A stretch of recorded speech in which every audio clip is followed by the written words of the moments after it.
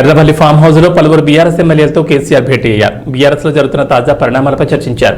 పోచారం లాంటి వారు పార్టీ మారడాన్ని పట్టించుకోవద్దని ఆయన సూచించారు. కొందరు పార్టీ మారినంత మాత్రాన బీఆర్ఎస్ కు వచ్చే నష్టమేమీ లేదు. వైఎస్ హాయంలో ఇలాంటివి ఎన్ని జరిగినా భయపడలేదు. భవిష్యత్తులో బీఆర్ఎస్ కు మంచి రోజులు వస్తాయి. ఎవరూ తొందరపడద్దు. రేపటి నుంచి ఎమ్మెల్యే ఎమ్మెల్సీలను కలుస్తానని కేసీఆర్ వెల్లడించారు.